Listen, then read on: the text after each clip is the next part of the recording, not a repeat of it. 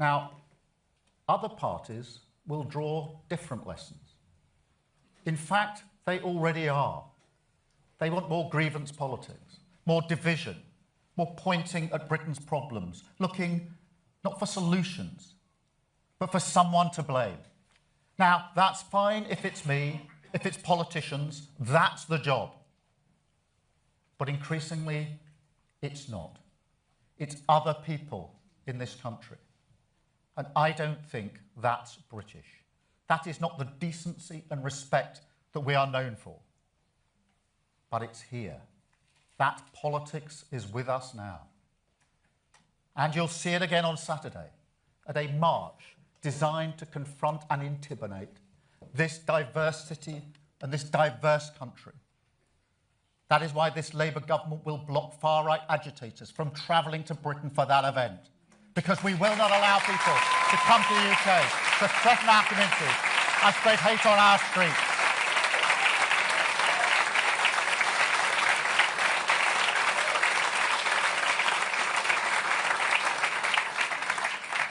This is nothing less than a battle for the soul of our nation.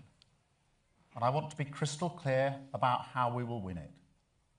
Because we cannot win as a weaker version of Reform or the Greens. We can only win as a stronger version of Labour, a mainstream party of power, not protest.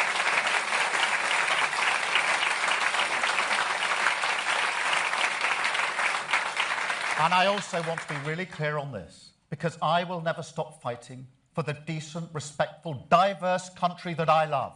I will never give up on the hope we can unlock in this country, the hope of renters for security in their home, of workers for fairness at work, of public services freed from austerity, the hope of European solidarity, of community pride, of the people who paint over the graffiti that is racist, a country taking control of its future, our spirit unchanged, our resolve unbroken, the hope of a country that can and will become a stronger, fairer Britain. That is the hope I'm fighting for. That is the hope we are fighting for. That is the Labour choice. Thank you very much. Thank you.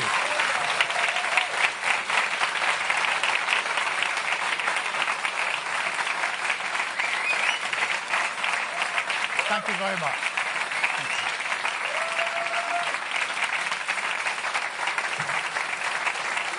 Thank you.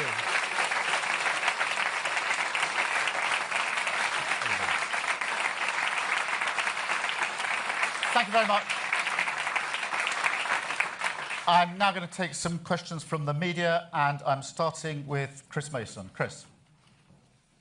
Thank you. Chris Mason, BBC News.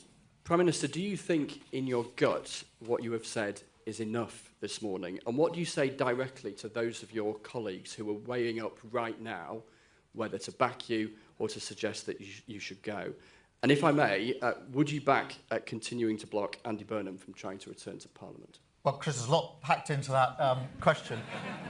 Let me just... What I'm doing is setting out the response, the direction that we need to take, and the acknowledgement that in the world we live in now, we need a bigger response than 2024. It is a different world, and an acknowledgement that this isn't the first shock the country's been through with the Iran conflict. We've had plenty of those in the last 20 years, but every time the government of the day has tried to get back to a status quo that doesn't work.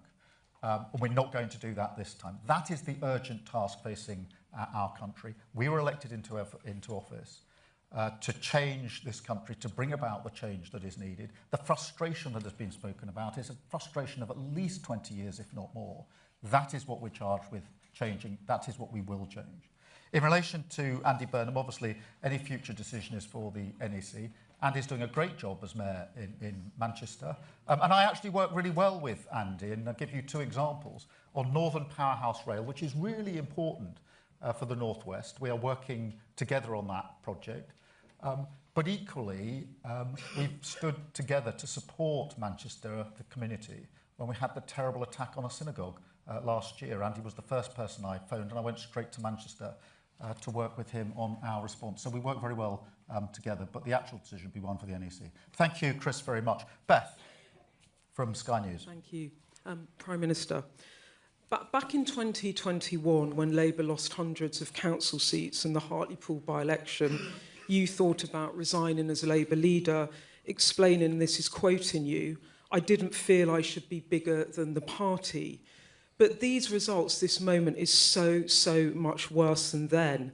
You've lost nearly 1,500 councillors, 40 councils, you've lost Wales. Haven't you, for one moment, thought you should step aside in the interests of the party and country? And if you haven't, why haven't you? Thank you. Well, thank you very much, Beth. I think what we witnessed with the last government was the chaos of constantly changing leaders. And it cost this country a huge amount. A huge amount.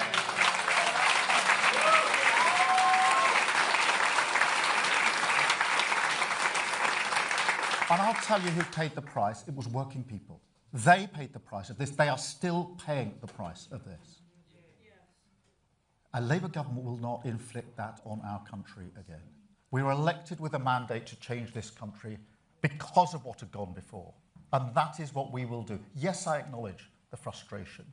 Yes, I acknowledge the results are tough. Yes, I acknowledge that we've lost brilliant representatives across the United Kingdom.